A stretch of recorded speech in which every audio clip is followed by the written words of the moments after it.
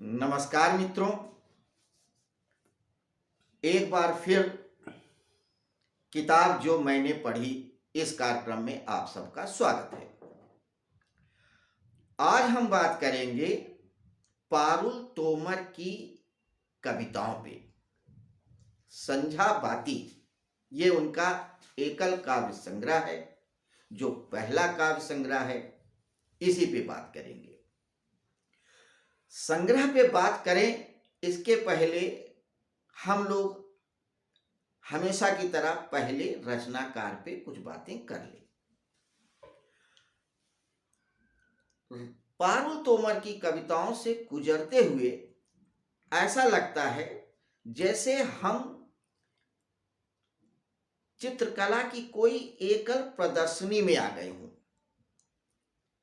उस प्रदर्शनी में सारी कायनात अपने जड़ और चेतन तत्वों के साथ बड़ी खूबसूरती से चित्रित हो उठी हो। पारुल तोमर की कविताओं में समाज, परिवार, प्रकृति, हमारे रहन सहन के तरीके, भारतीय संस्कृति अपनी खूबसूरती के साथ तो चित्रित होती ही होती है।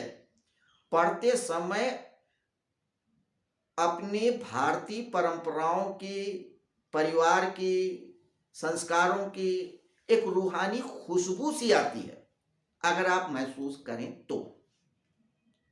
निसंदेह बहुत प्यारी कविताएं हैं। जितना प्यारा, जितना शानदार पारुल तोमर जी का व्यक्तित्व है, उतना ही खूबसूरत और शानदार उनका कृतित्व भी है। ये मैं नहीं कह रहा हूं, ये उनकी कविताएं कह रही हैं। वे पाठक कह रहे हैं जो उनकी कविताओं से गुजरे हैं।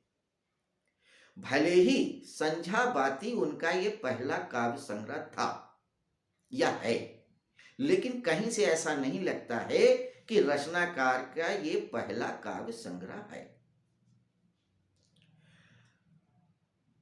12 जनवरी 1973 को बिजनौर जिले में पारुल तोमर जी का जन्म हुआ है।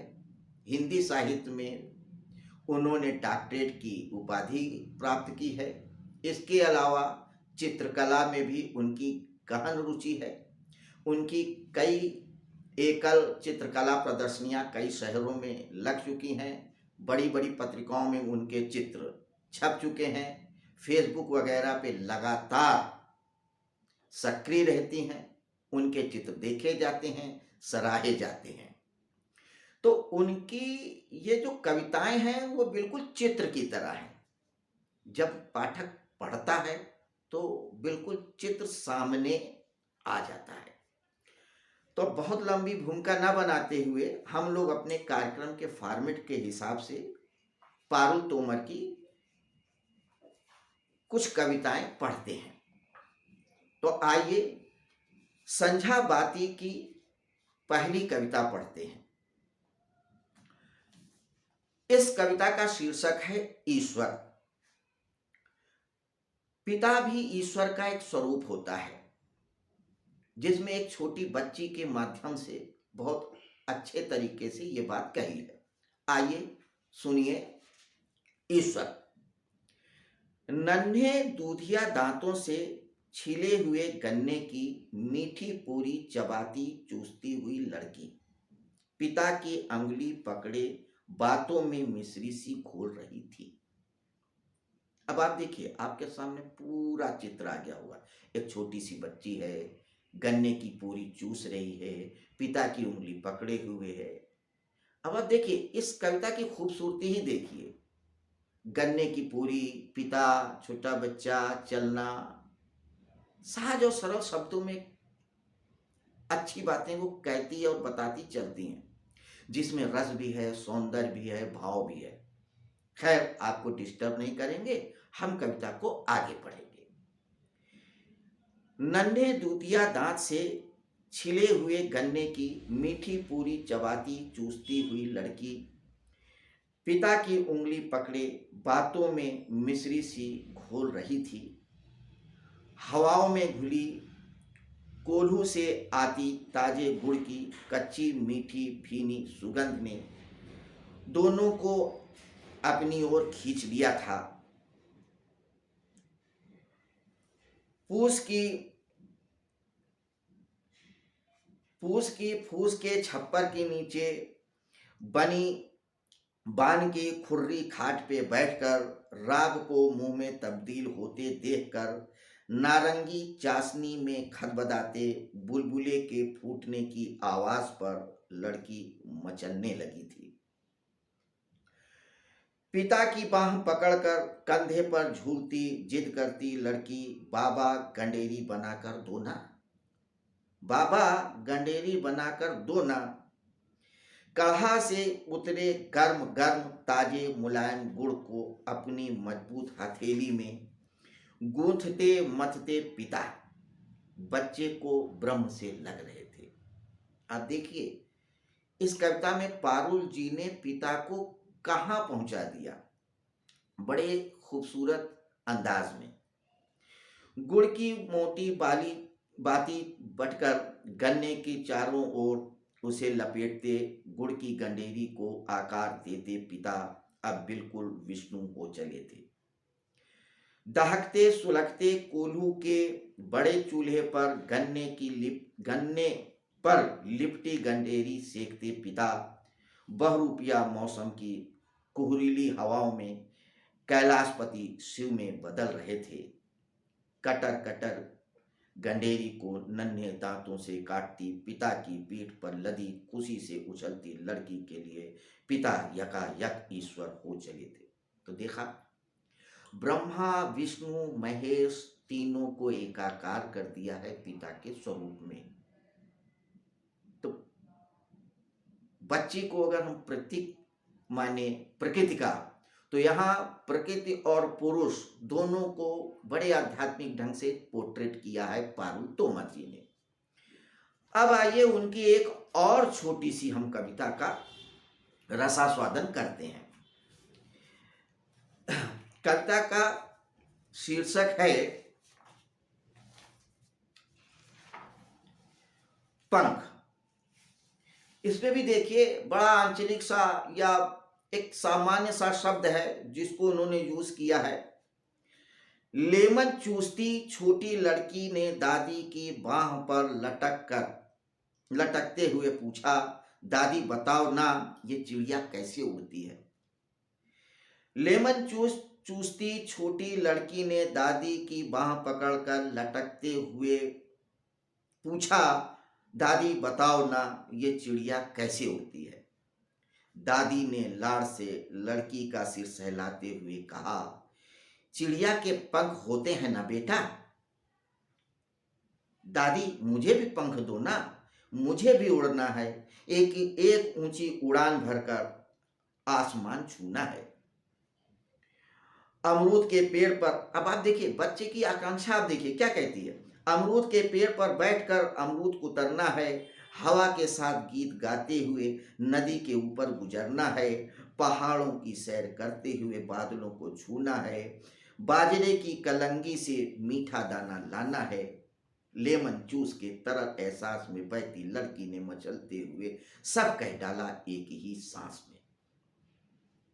दादी सोच में पड़ गई, कैसे बताएं नन्ही सी जान को लड़की की उन्मत्त उड़ान और चिड़िया की उड़ान का अंतर। देखिए अब कविता गंभीर होती गई। पारुल तोमर जी का आध्यात्मिक भाव और सामाजिक भाव फिर आगे आया। दादी सोच में पड़ गई थी, कैसे बताएं नन्ही सी जान को लड़की की उन्मुक्त उड़ान और चिड़िया की उड़ान का अंतर। चिड़िया की दुनिया लड़के की दुनिया से बिल्कुल अलग जो होती है। चिड़िया जब चाहे जो चाहे बेरोक टोक बेखौफ वो सब कर सकती है जो लड़की करना चाहती है। चिड़िया के पंख आकाश में लंबी उड़ान भरते हुए उसके साथ होते हैं और लड़की के पंख तो जन्मते ही कुतर दिए जाते हैं। बड़ी होती लड़की से छिपाकर मिट्टी में दफना दिए जाते हैं। सभ्यता का लबादा ओढ़े रीतियों और बेड़ियों का जाल बिछाकर बैठे सफेद पोश समाज के भूखे शिकारी गिद्धों के डर से। कविता बहुत कुछ सोचने पे मजबूर कर रही है। खैर, गंभीर बातों के अलावा प्रेम के एहसास को भी और लड़कियों के कोमल हृदय को भी उन्होंने बड़ी खूबसूरती से चित्रित किया है। छोटी सी कविता। उसने कहा फूलों सी खिलो वह हंसी बन खनक गई, खुशबू सी उड़ी वह कन कन में महक गई, धूप सी निखरी वह लच्छी लच्छी बिखर गई, बदरी सी बरसी वह तृप्ति बनकर छिड़क गई, गीत संगीत सी गूंजी वह बीड़ा के तारों में संवर गई, वह कहता रहा वह हर रूप हर रंग में ढलती गई, वह तितली चिड़िया नदी नहीं थी, वह शायद एक लड़की थी। तो देखा, संवेदनाओं को शब्दों का आकार देते हुए एक चित्र की तरह से प्रस्तुत करना ही पारुल तोमर की विशिष्टता है। और ये विशिष्टता उनकी इस पुस्तक संझा बाती में पूरी तरीके से देखी जा सकती है। यूं तो ये संझा बाती कविता संग्रह पारुल जी ने मुझे 2019 में ही भेज दिया था, लेकिन कविताएं इतनी प्यारी और खूबसूरत थीं कि उन्हें गन्ने की पूरी की तरीके से मैं धीरे धीरे रसपान करता रहा। और 3 साल में जब इन कविताओं के रस को पूरी तरीके से आत्मसात कर लिया, तो फिर आज मैंने 2 शब्द कहने की कोशिश किया है। तो आप लोगों को ये कार्यक्रम कैसा लगा, इस पे प्रतिक्रिया जरूर दीजिएगा। अगर हो सके तो पारुल तोमर जी की ये पुस्तक संझा बत्ती जरूर पढ़िएगा। APN प्रकाशन दिल्ली से ये पब्लिश हुआ है। इसके बारे में डिस्क्रिप्शन पे डिटेल आपको मिल जाएगी। तो ये था पारुल तोमर जी की कविताएं संझा बाती में जो थी उन पे एक नजर। अब आज का कार्यक्रम यहीं समाप्त करते हैं। जल्दी ही फिर मिलेंगे किसी और रचनाकार की किसी और पुस्तक पे चर्चा करने के लिए, ठीक इसी तरह की। तब तक के लिए आपसे विदा चाहेंगे। नमस्कार।